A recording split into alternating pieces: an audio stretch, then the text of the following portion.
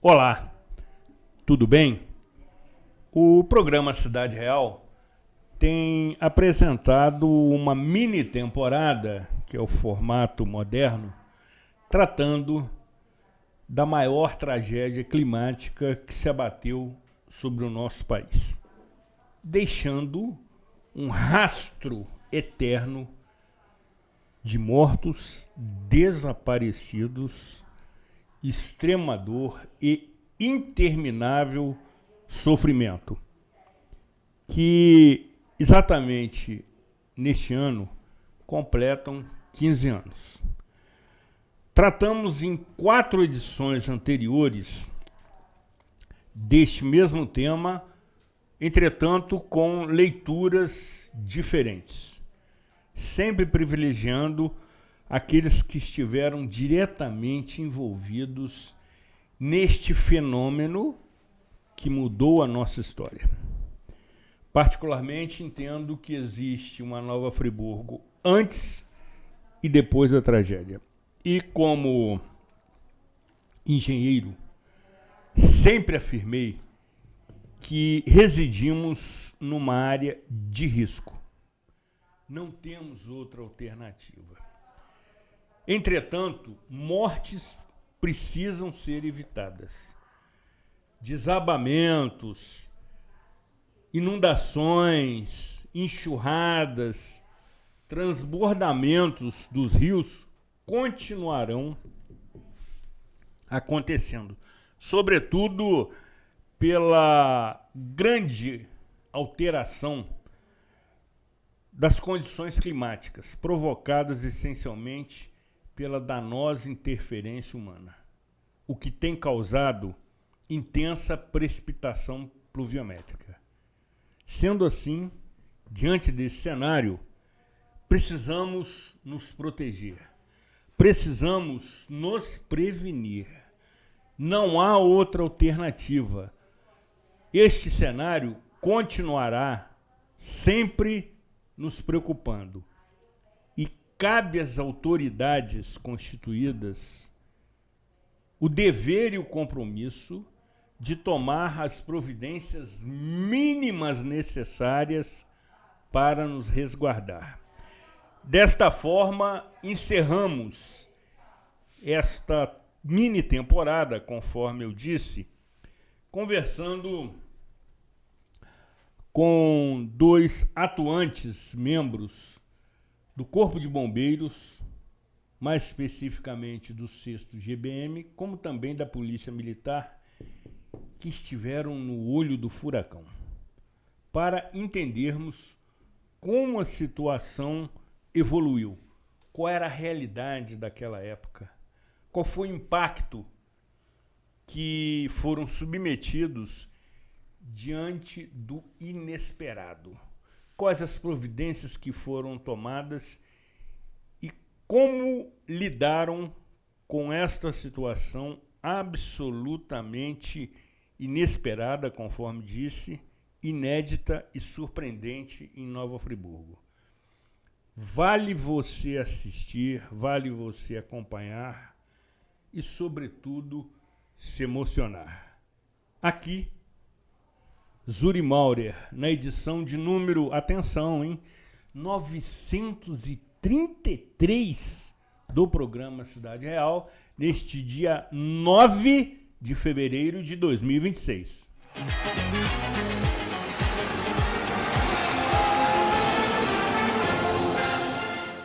Você que é MEI, microempreendedor individual, já deu o primeiro passo para a sua independência. Agora, a Cianf quer te ajudar a crescer. Aqui você tem o nosso apoio desde a abertura e em todas as etapas. São muitos serviços disponíveis para você. Emissão de boleto DAS, emissão de nota fiscal, desconto em plano de saúde, consultoria jurídica e contábil e muitos outros. Procure a Cianf e saiba mais. A Cianf, a casa do MEI. Somos mais do que uma empresa de transporte.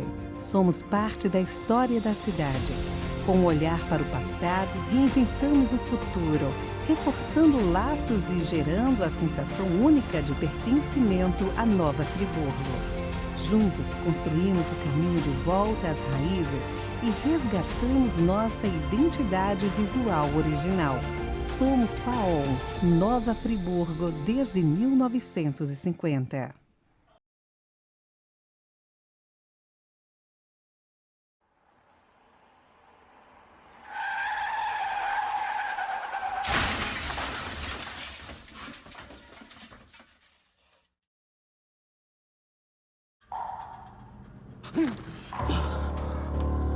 O que é isso? O que está acontecendo?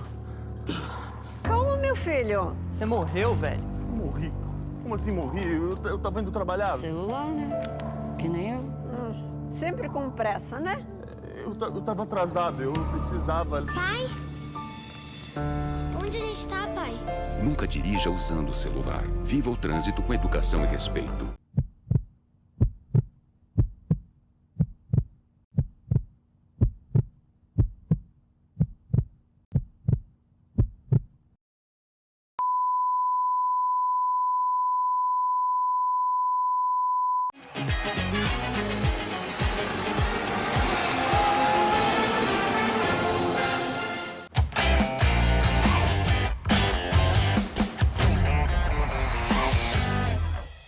Senhoras telespectadoras, senhores telespectadores, a TV Zoom está encerrando uma série de reportagens, uma série de programas, relembrando toda a situação da tragédia que se abateu há 15 anos atrás sobre Nova Friburgo. Nós temos que considerar duas situações em relação a esse programa e a essa reportagem ampla que foi feita pela TV. Ela tem duas vertentes que o telespectador precisaria observar. A primeira, a mais relevante e a mais importante, é justamente olhar para 15 anos atrás e descobrir, nesses 15 anos, os verdadeiros heróis que ajudaram a salvar a cidade, que ajudaram em todo o início daquela grande reconstrução. E isso a televisão fez de maneira primorosa através do programa Cidade Real. Isso precisa ser, portanto, incentivado. Não se trata de olhar para trás para curtir desgraça, não é isso. Mas observar lá, quando aconteceu a tragédia, quais foram as pessoas, quais foram as instituições e quais foram as medidas que foram tomadas e que fizeram bem à cidade, apesar de toda a catástrofe, que permitiram à cidade soerguer, surgir daquela lama, daquela grande desgraça que se abateu sobre Nova Friburgo. E isso o programa fez de maneira primorosa. Há, porém, uma segunda vertente que a gente precisa observar para não cairmos na viagem de remorso. Não se trata de um programa para nós voltarmos no tempo para sofrer, porque isso não fará bem à saúde das pessoas. Portanto, não se trata apenas de voltar para reolhar, reviver tudo o que a cidade passou. Isso seria uma viagem de remorso que só traria mal-estar para as pessoas. Não foi isso que a televisão fez. A televisão veio mostrar como se deve trabalhar num momento de grande dificuldade. E isso foi muito bem apresentado e parece-me que fez bem às pessoas porque observou do ponto de vista positivo.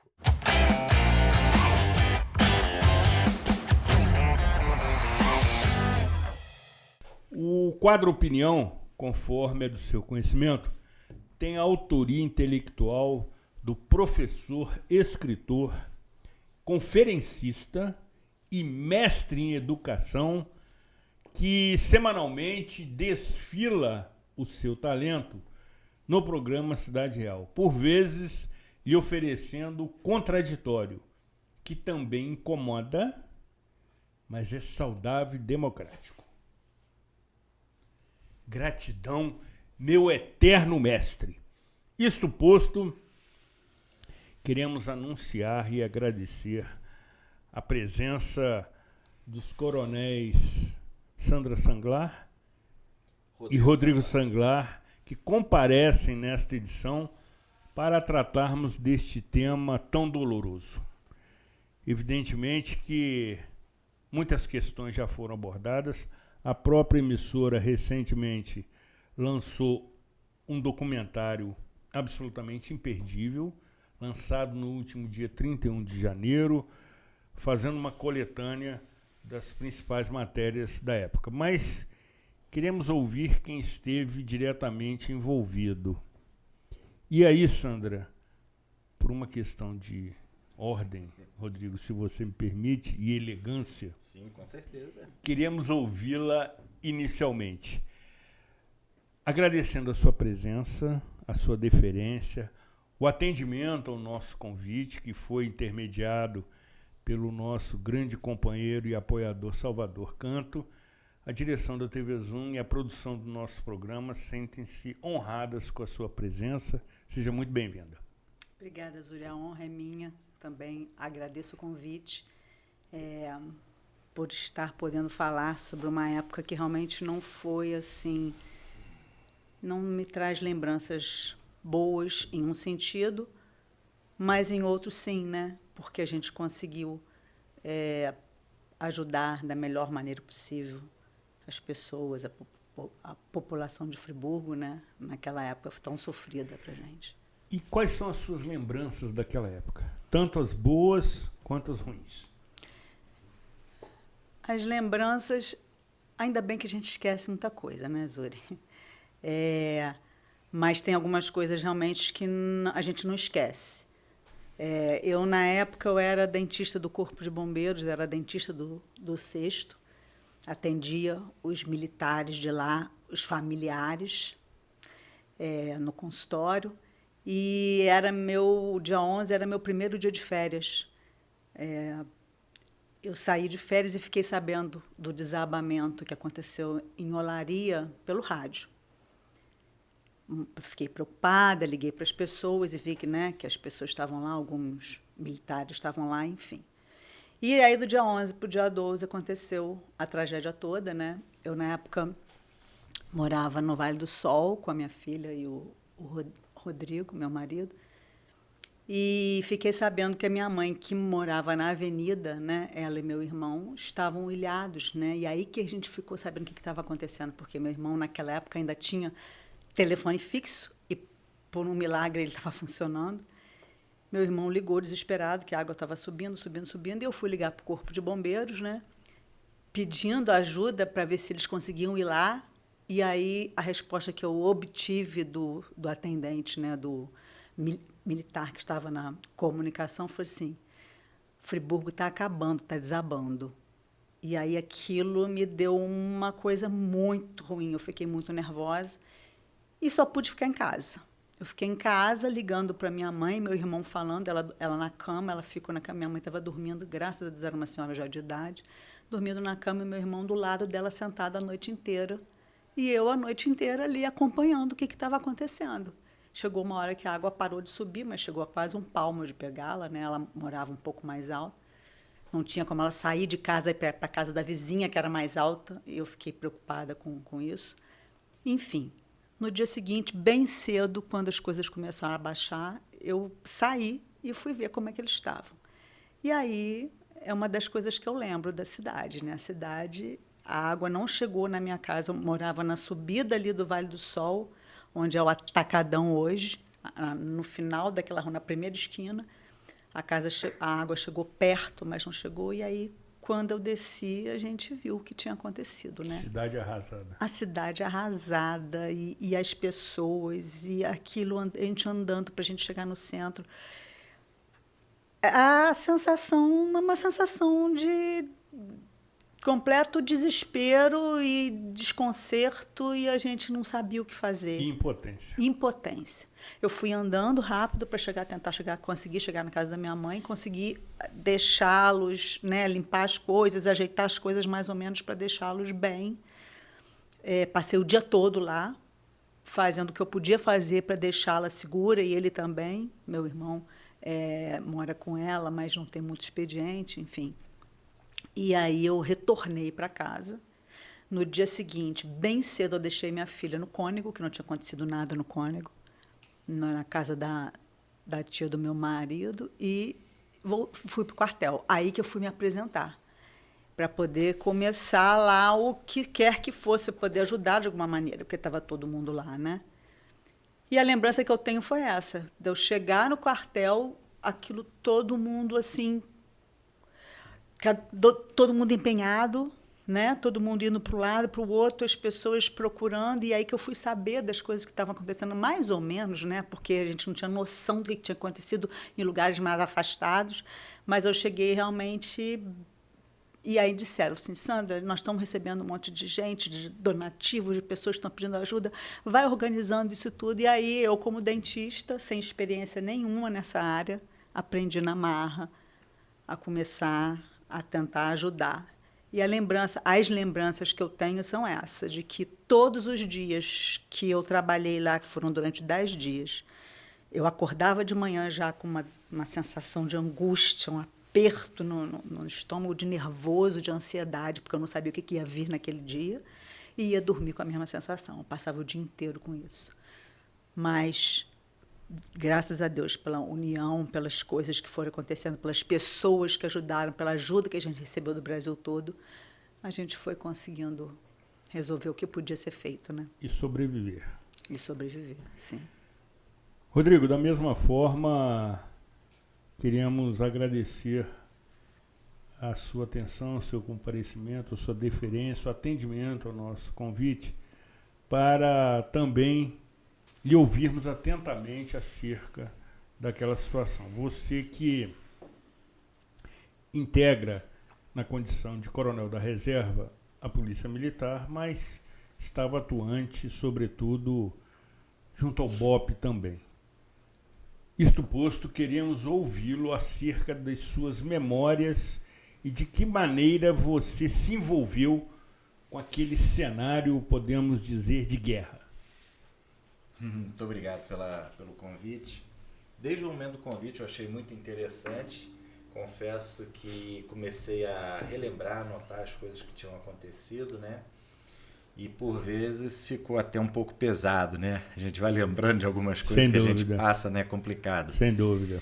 Mas na noite do que começou o evento, a noite que virou de 11 para 12, eu me encontrava em Niterói. Eu trabalhava lá embaixo à época e eu estava no comando eventual do Grupamento Aeromarítimo, o GAM. Hoje é Grupamento Aeromóvel, a parte marítima foi para a Unidade Ambiental. Mas naquela época o comandante estava nos Estados Unidos, que ele estava indo buscar uma aeronave nova que tinha sido adquirida. E eu fiquei no papel de comando da unidade, que eu era o subcomandante. Então, ficou fácil, eu estou resumindo bastante, ficou fácil a gente mobilizar o material que a gente precisava para vir para Friburgo, né? Na manhã do dia 12, eu estava no BOPE, junto com o comandante do BOPE, que até é um grande amigo pessoal, até compadre, nós somos padrinhos dos 2 filhos dele. E nós estávamos lá num evento sobre medicina de resgate, com um médico da aeronáutica, inclusive. Logo bem cedo a gente estava lá. A gente esteve junto na véspera à noite, conversando sobre esse evento, e no dia seguinte estávamos lá. E foi quando a gente começou a receber as primeiras notícias de Teresópolis. Aí até uma situação interessante, porque ainda no meio da madrugada, na ocasião, o prefeito de Teresópolis solicitou ajuda, solicitou socorro ao governo do estado. Então, inicialmente no Rio de Janeiro, a notícia que se tinha era de Teresópolis. Não se sabia ainda o que tinha acontecido nem em Friburgo nem em Petrópolis. Em Petrópolis, em menor monta, digamos assim, né? E que Friburgo, até então, não se sabia que era pior do que Teresópolis. E foi logo pela manhã, eu na posição de comandante do GAN, comecei a receber uma série de solicitações de aeronave, e aí aqui abre um parênteses para como muitas vezes nesses momentos autoridades querendo ajudar ou querendo tomar noção real do que está acontecendo, acabam atrapalhando. Falo isso sem nenhum problema porque na ocasião eu tinha 3 aeronaves em funcionamento disponíveis e eu recebi telefonema de pelo menos 5 secretários de Estado pedindo a aeronave. Já no telefonema já falava, não, o governador mandou ligar que já está autorizado, que era para ir para Teresópolis, que ele precisava fazer uma avaliação de Teresópolis. E aí, nesse momento, eu já estava em contato, conforme a gente ficou sabendo isso, eu já tinha feito contato com a Sandra. A Sandra falou que tinha tido problema à noite aqui em Friburgo, sim. Ela ainda era bem cedo, ela ainda não tinha ido para a casa da mãe dela, ela falou que estava indo para ver o que estava acontecendo. E tive contato também com outro bombeiro, Marins, ele hoje é da reserva também, via Nextel. Era o único contato que existia naquela época para Friburgo, era o Nextel rádio, porque nenhuma telefonia já estava pegando mais naquela hora, nem celular, nem outra, e o Nextel via fonia rádio ainda falava. Falou até mais ou menos por volta de umas 14 horas, quando as baterias de no-break das repetidoras pararam de funcionar também. Mas aí eu me lembro que quando eu conversei com o Marins falou assim, meu chefe, Friburgo acabou, tem mais de 500 pessoas mortas. Ele, Friburgo acabou e tem mais de 500 pessoas. Eu entendi o que seria Friburgo acabou. E 500 pessoas mortas, eu pensei até que era uma força de expressão dele falando. Mas o Marins era um camarada já antigo, bombeiro velho, antigo, e ele falou nervoso. Ele estava falando nervoso, ele estava ansioso, falando assim, respondendo do tipo assim, a gente está com muito problema aqui. E nessa hora, as aeronaves que tinham sido solicitadas para Teresópolis, para levar as autoridades para Teresópolis, né?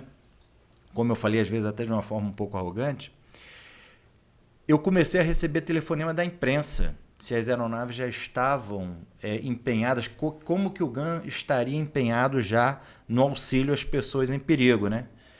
E eu não podia, naquele momento, falar para a imprensa, não, a gente não está fazendo nada porque as aeronaves estão à disposição de autoridade do Estado. Não cabia falar isso. Mesmo Certamente. Que fosse a realidade, não era o caso. Certamente. Falei assim, então,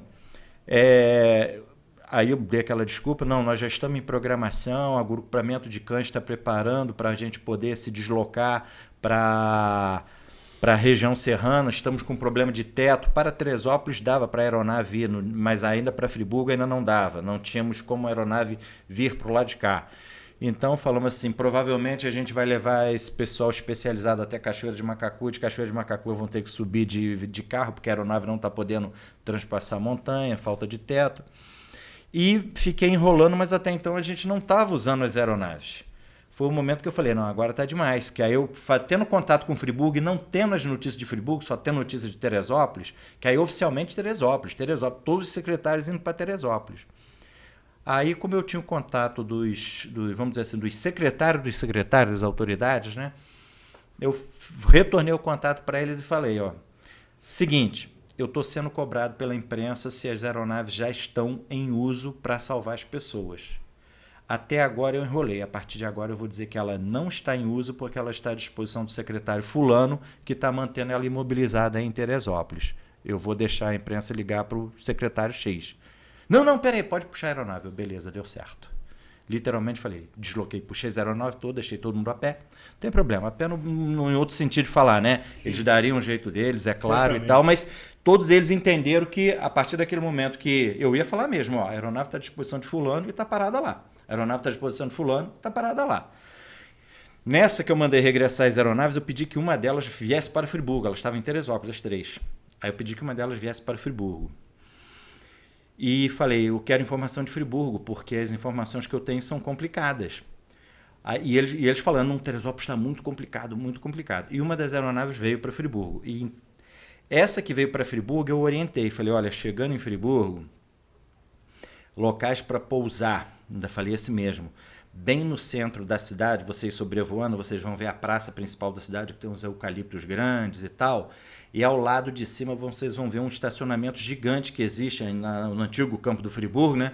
Falei assim, ali vai ser um local para pousar.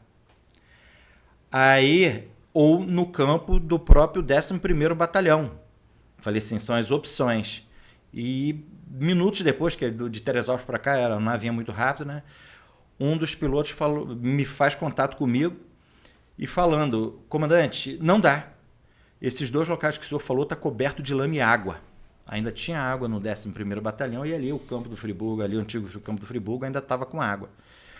Ele falou assim, a cidade está acabada, do alto eles vendo. Ele falou, pelo que nós estamos vendo aqui, está pior do que Teresópolis. Foi a primeira informação oficial que nós tivemos.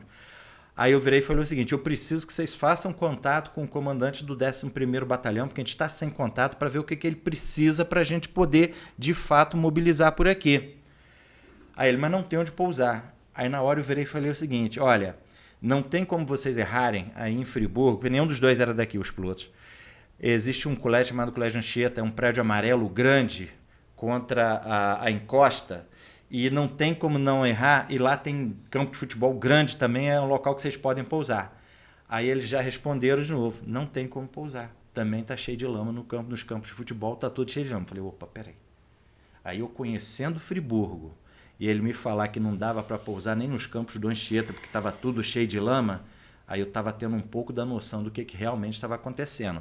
Lembrando que naquela época a gente não tinha como hoje um celular que você consegue filmar ou fotografar e mostrar na mesma hora, né? Até já tínhamos câmeras digitais, mas não tinha essa forma de transmissão, de comunicar tão rápido, né? Aí eu virei e falei assim, então vocês vão fazer o seguinte, aquilo tudo pensando muito rápido.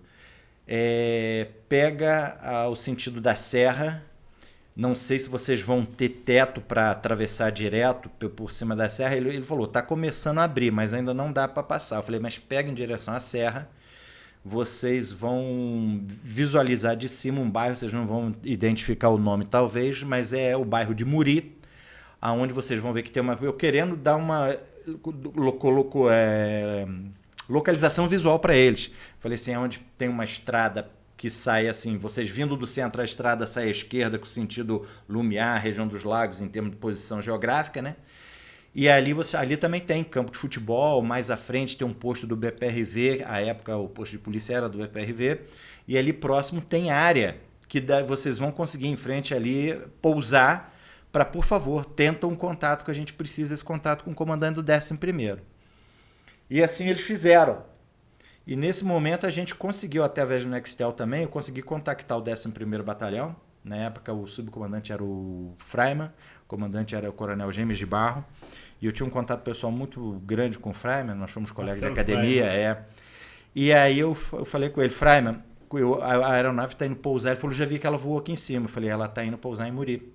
Então se precisar de alguma coisa, manda para lá, manda informação para a gente, porque eles já vão retornar. E aí o Freiman falou, Sanglar, a gente está precisando de tudo que for possível. Era assim, genérico, porque não tudo era problema, né?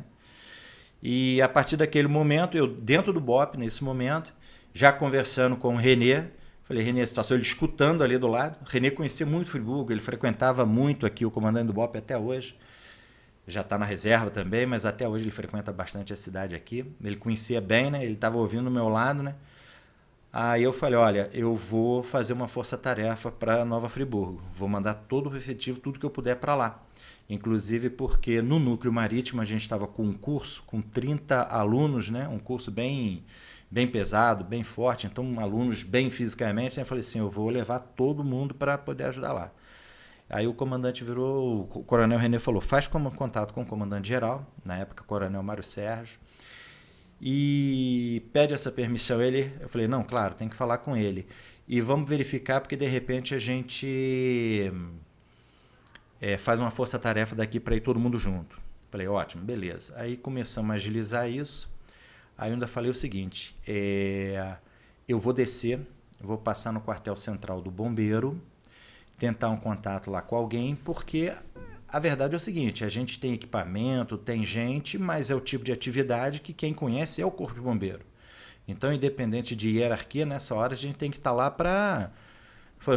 Na época eu era major e bastava um soldado do bombeiro me dizer o que eu tinha que fazer, porque a função era deles, eles tinham o conhecimento, né?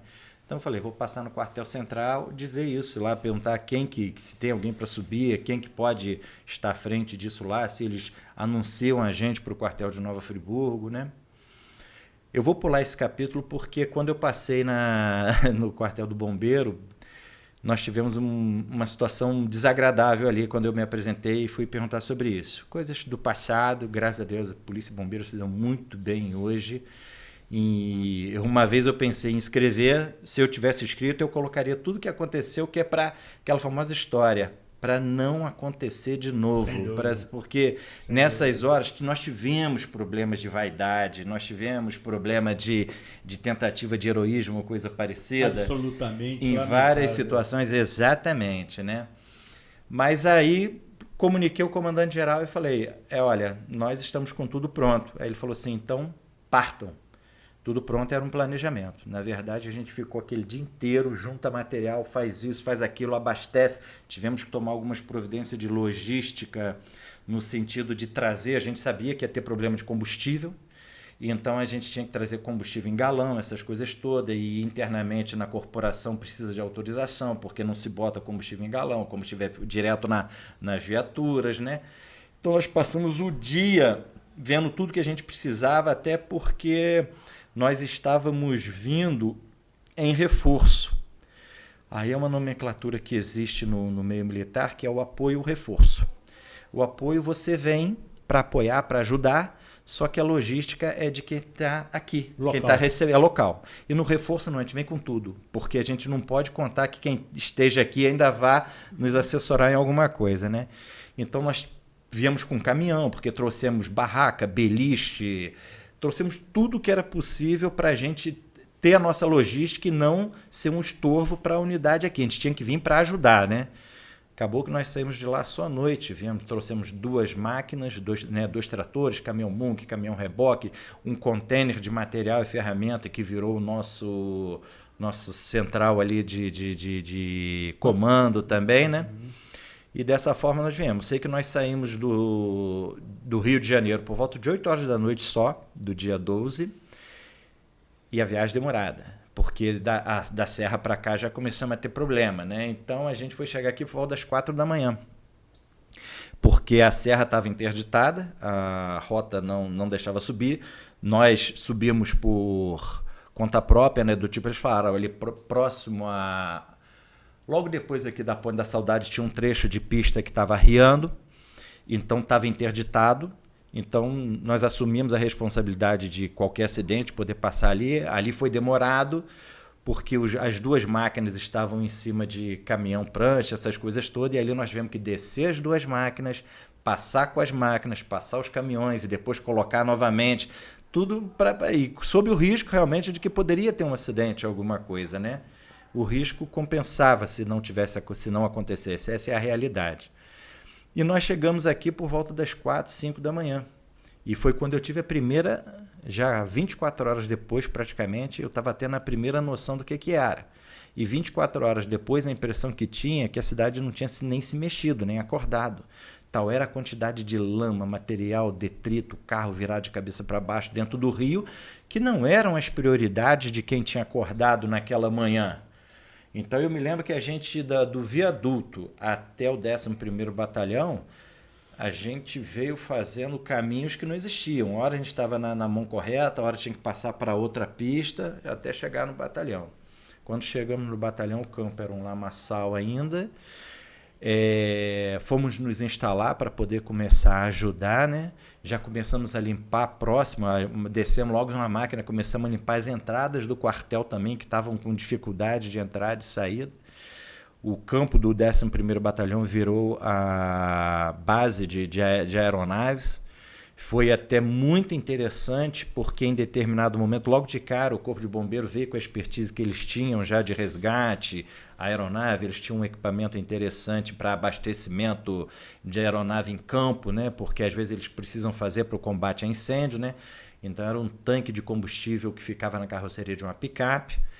Mas a verdade é que vieram caminhões-tanque também, então o caminhão-tanque passava para aquela picape passava para as outras aeronaves. Foi uma logística muito interessante, porque no campo cabiam 12 aeronaves simultaneamente. E nós chegamos a ter 17 aeronaves trabalhando simultaneamente. Então, 5 tinham que estar no ar sempre.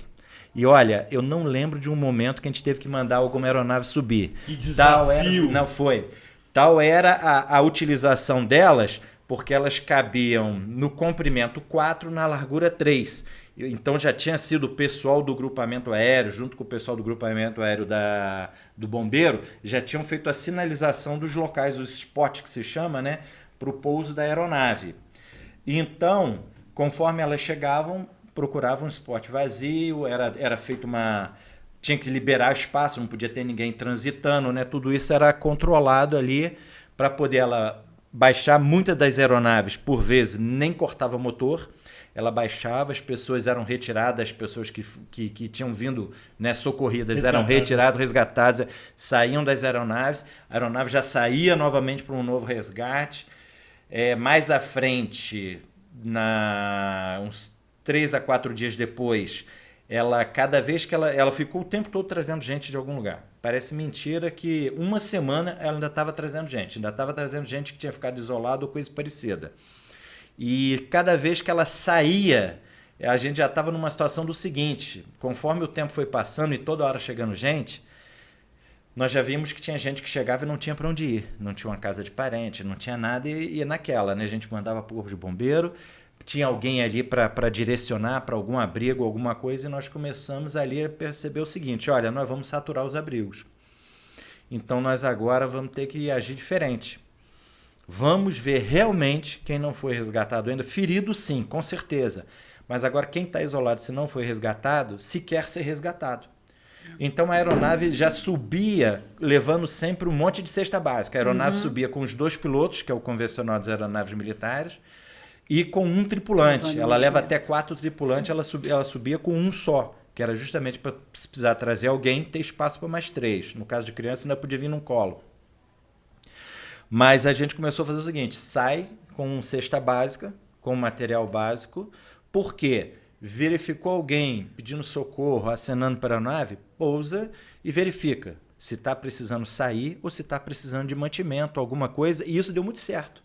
Porque antes já estava acontecendo o fato de a gente pousar num local e nem todo mundo sair. O dono da casa, alguém queria ficar com medo até de saque, de abandonar o local. Às vezes ele tinha a criação de galinha, de porco, alguma coisa, ele queria continuar mantendo ali, né, a criação e tal, precisava ficar. E aí começou a funcionar bem desta forma também, né? Rodrigo, eu vou precisar, amigo. Sim, com certeza. Corta, porque senão eu falo até semana que vem. Interromper a sua eloquência. A Sandra já tinha me alertado, entendeu? Nós precisamos fazer um pequeno intervalo, até porque boa parte do nosso tempo já foi tomada pelo seu relato bastante detalhado, minucioso. Você já pensou em escrever um livro sobre essa situação? Já. Mas eu não consegui. Mas é prestação de serviço de utilidade pública, amigo. Se prepare, porque você vai conseguir. Muito bem. Depois do intervalo, retornaremos com o nosso tradicional quadro sobre saúde mental, em que o nosso autor também fala sobre esse episódio, e ouvindo os convidados que estão relatando com riqueza de detalhes as consequências do fenômeno que mudou a nossa história. Não saia daqui, afaste-se da tela do seu celular.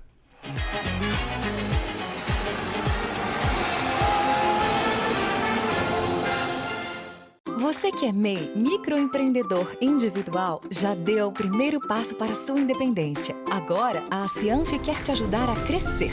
Aqui você tem o nosso apoio desde a abertura e em todas as etapas. São muitos serviços disponíveis para você. Emissão de boleto DAS, emissão de nota fiscal, desconto em plano de saúde, consultoria jurídica e contábil e muitos outros. Procure a Cianf e saiba mais. A Cianf, a casa do MEI. Somos mais do que uma empresa de transporte. Somos parte da história da cidade. Com um olhar para o passado, reinventamos o futuro, reforçando laços e gerando a sensação única de pertencimento à Nova Friburgo.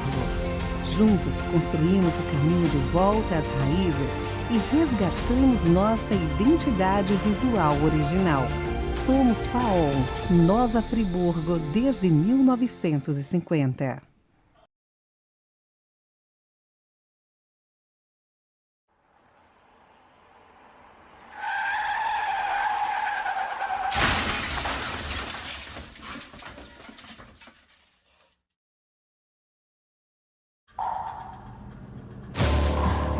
Fernando, cadê você?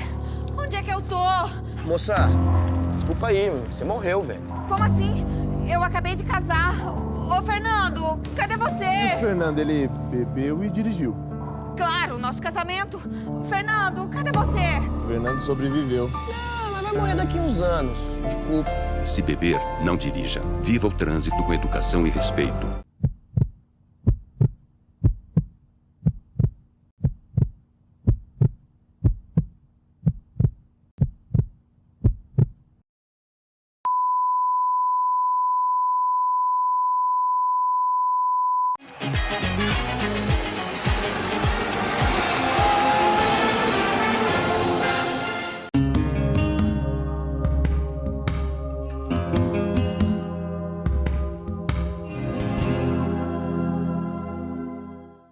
Depois de uma tragédia natural, uma das frases comuns de se ouvir é: agora é seguir em frente. Como se seguir em frente fosse simples, ou como se fosse possível seguir em frente sem olhar para aquilo que está ali, né? Para aquilo que aconteceu. A negação é uma defesa da psique. Ela aparece quando a realidade é dura demais para ser suportada. Negar não é mentir, é tentar não sentir. Por isso surgem aqueles discursos como: já passou, poderia ter sido pior, vamos pensar positivo. Esses discursos costumam circular de uma forma muito rápida. Eles aliviam momentaneamente a angústia coletiva, mas também acabam silenciando o sofrimento. Criam a ideia de que quem ainda sofre está exagerando, ou como que se essa pessoa não quisesse colaborar. O sujeito aprende que sentir demais incomoda. E quando a dor não encontra espaço, ela não desaparece, ela retorna. No corpo, no sono, na irritação, na ansiedade. A negação não resolve o trauma, ela apenas adia o encontro com ele. A psicanálise, ela não pressiona a pessoa a superar uma tragédia. Ela sustenta um lugar onde a dor pode ser dita sem ser corrigida, sem ser apressada. Reconhecer a realidade do sofrimento não impede a reconstrução. É justamente o que a torna possível. Seguir em frente não é esquecer. É poder falar do que aconteceu sem precisar negar. E isso também é saúde mental.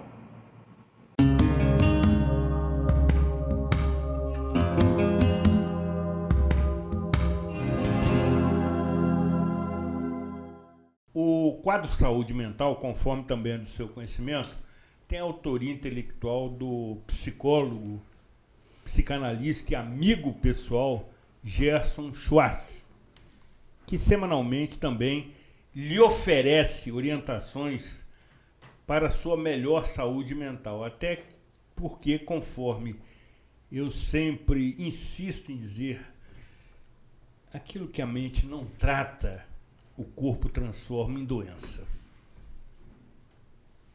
Gratidão, grande amigo, fraterno irmão, que mantém o compromisso com o programa Cidade Real desde a capital cearense, onde se encontra residindo a partir deste ano.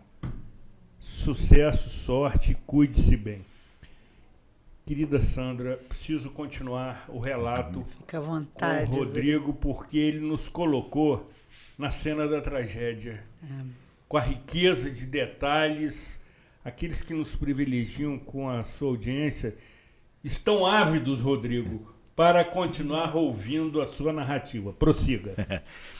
Bom, eu vou tentar encurtar ao máximo, né? Então eu falei ali como foi a questão da operação aérea ali no 11º. Ainda no primeiro final de semana seguinte, nós verificamos que o centro da cidade e o entorno estava muito bem atendido pelo bombeiro, pela aeronave do bombeiro, por outras aeronaves que estavam ali também.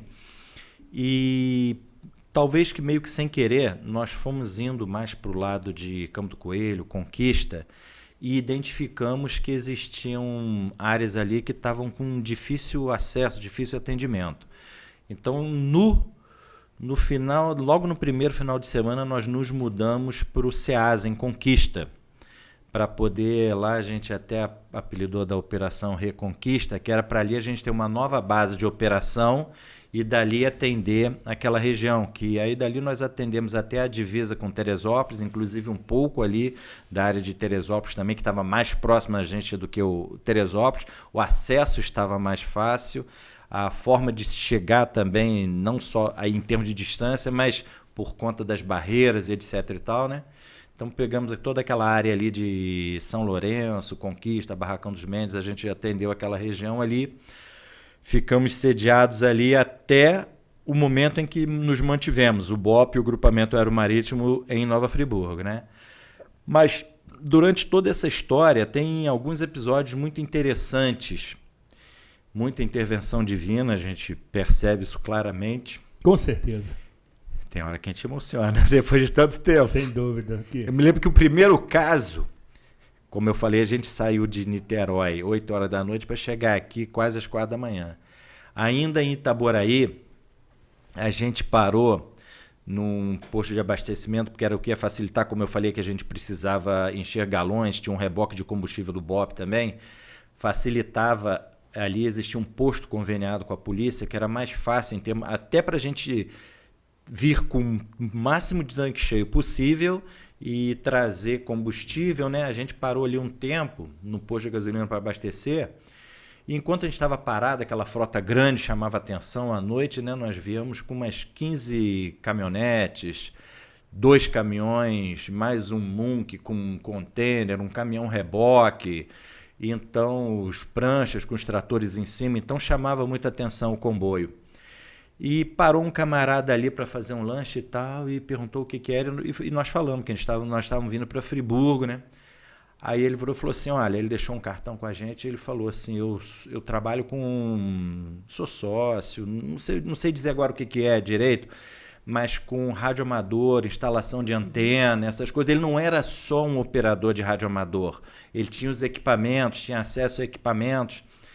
Aí eu falei, com certeza a gente vai precisar da sua ajuda. Provavelmente, talvez não seja nenhum de nós que ligue para você, mas eu vou passar o cartão e a pessoa vai ligar em nosso nome. E assim que a gente chegou em Friburgo, me lembro que logo de cara a gente encontrou com alguém que era operador de radioamador, que ajudaram muitos operadores de radioamador. Mas muito mesmo. Fundamentais. Aí eu me lembro que eu passei o cartão e falei, liga para essa pessoa e fala que foi o comandante do BOP que pediu para você ligar para ele, que encontrou com vocês de noite na estrada. Só fala isso. E realmente, eu não sei dizer o que nem onde, mas eu sei que ele veio para cá depois, assim, através dos contatos, e fez algumas instalações de antena provisória onde precisou e tal, para poder facilitar, independente do que já existia. Eu falei assim, olha, quem vai conversar com você é alguém que é do métier, que conhece, eu não sei o que vou falar agora. Mas eu me lembro que Campo do Coelho, que estava totalmente isolado, quando eu cheguei lá, tinha uns operadores de radioamador que estavam utilizando a bateria de uma variante velha para poder se comunicar. E aí, em determinado momento, logo na noite de quinta-feira, que foi quando eu saio quinta-feira cedo para ir em direção a Campo do Coelho, Conquista, eu consigo chegar só até Campo do Coelho e retorno já quase 8 horas da noite, só para poder chegar e voltar a Campo do Coelho já na quinta-feira, já quase 48 horas depois do acontecido. E aí, quando consegui encontrar com eles ali, e ele veio me pedir, ele falou, poxa, a gente não está tendo como comprar combustível, porque praticamente todos os postos tiveram problema de inundação de tanque. Os postos que, tipo Muri, algum lugar que era um posto de gasolina que não teve problema, né? O governo, se não me engano, foi o governo municipal na época, mas com razão, em função de calamidade pública, como é que se diz, determinou a paralisação da venda dos combustíveis para poder atender frotas necessárias, né? E ele falou, pô, a gente não está conseguindo comprar gasolina, vocês têm como comprar gasolina para a gente? Eu falei, opa, peraí, que é isso? Aí um daqueles galões de gasolina, hoje eu posso falar, na época eu não poderia. Certamente. Um dos galões que eu estava trazendo para as nossas viaturas, eu dei de presente para ele, assim, mano, falei, ó, daqui a pouco vai vir um carro aqui trazer combustível para vocês. E ele ficava ali na variante velha, ligando e desligando.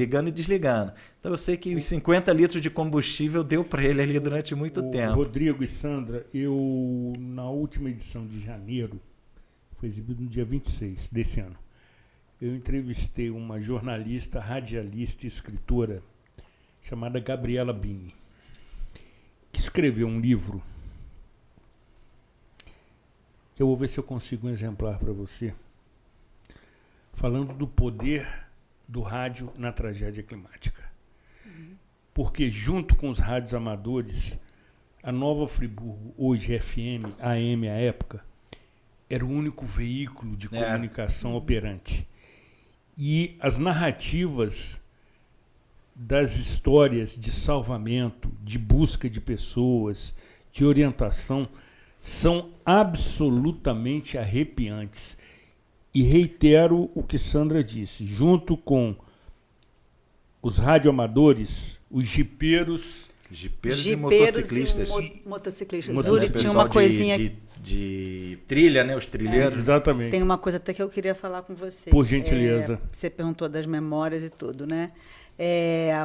Uma coisa que a gente percebeu muito, até os dentistas que trabalhavam com a gente lá, não participaram. Eu fiquei na parte mais de distribuição, mas os outros todos, no início, foram em busca de corpos, né, de salvamento. Então, foi uma experiência muito forte, sabe, para eles. E essa parte, né, eu lembro que tinha hoje, acho que ele é major, o Catanhede, uma pessoa que eu admiro muito. Conheço. Então, ele ficou no quartel todos os dias. Ele tinha 2 fardas.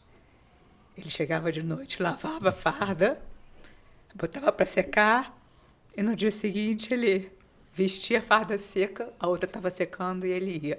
Incansável, uma pessoa que eu admiro muito. E a gente perdeu 3 bombeiros, 3 bombeiros. Eu atendi, o Verli eu atendia no consultório também, mas os 2 mais novos, os 2 soldados, o Freitas e o Lemo, eu atendia no consultório. Então é uma coisa assim que na época a gente sentiu muito, sabe? Sandra, me permite lhe oferecer essa toalhinha de papel. Porque... Não, aqui. Sem dificuldades. A sua emoção é absolutamente sensível de quem esteve naquela ocasião e 15 anos após ainda lembra-se desses episódios. A gente não podia... A gente teve que lidar com a dor de perder os 3, né? Fora o Lopes, que estava, né, hospitalizado, quase foi também. Também. E não podia parar. A gente não podia parar. Então, a gente... Foi assim, uma situação, uma lembrança que a gente leva sempre, né? Sem dúvida. E admiração por eles. Até sabe? porque quem tem dor tem pressa. Rodrigo e Sandra, eu estou absolutamente constrangido de ter que encerrar essa entrevista. Porque vocês foram de uma precisão, de uma autenticidade e de uma emoção absolutamente inesquecível. A emoção da Sandra agora também me emociona. Vocês são heróis. Vocês são heróis. Nada. São heróis. Mesmo não tendo esse título. Acho que todos que trabalharam com a os que gente. sobreviveram. Mas vocês são heróis. Vocês estiveram no campo de guerra, prestando serviços inestimáveis. E é o mínimo reconhecimento de um veículo como o TV Zoom pode fazer nesse momento. Lhes ouvindo, trazendo essas memórias. Porque eu tenho certeza, Sandra, que muitos que estão nos assistindo nesse momento também se emocionaram. Pessoas que estiveram naquela situação absolutamente inesperada, surpreendente, mas que sobreviveram. Então, eu quero tê-los novamente em algum momento. Nós precisamos continuar essa narrativa. Rodrigo é muito bom nos detalhes, Sandra. Você já tinha me avisado. Tinha me avisado. Se você deixar, vai ser um podcast de umas 4 horas. Exato, faremos uma série aqui só com o Rodrigo. Mas representando, evidentemente, a direção da emissora e a nossa produção, eu quero agradecer sensibilizada a presença de ambos. Extremamente proveitosa e por elegância, Rodrigo.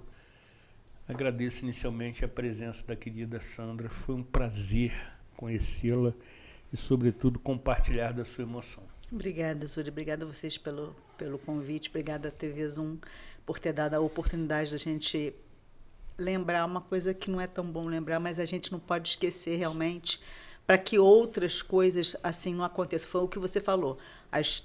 A parte climática vai estar sempre ocorrendo. Sempre. Mas a gente precisa estar preparado para evitar que o que aconteça, as mortes que aconteceram naquela época, aconteçam novamente.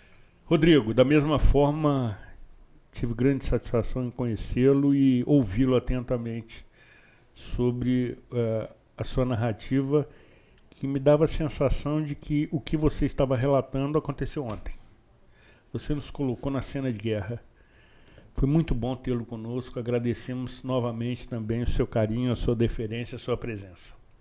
Muito obrigado. Aquele momento ele reuniu os absurdos, né? Parecia um momento cinematográfico, né? A cidade, até hoje, os locais onde você vai que ainda tem alguma marca do que foi a altura da água, essas coisas todas, né? Era o absurdo cinematográfico, de um cine-tragédia. Sem dúvida. Então, isso vai acontecer de novo. Vai. A gente não sabe quando. Mas vai vai só acontecer. Precisa ter os meios para minimizar as consequências. Estarmos preparados. Essa é a verdade. Muito bem, precisamos definitivamente encerrarmos, já estamos nos estertores do tempo, mas tenho certeza absoluta que concluímos com brilhantismo essa mini temporada tratando da tragédia climática de 2011, que nos serve, sobretudo, de aprendizado. Fique bem, cuide-se bem e até a próxima edição.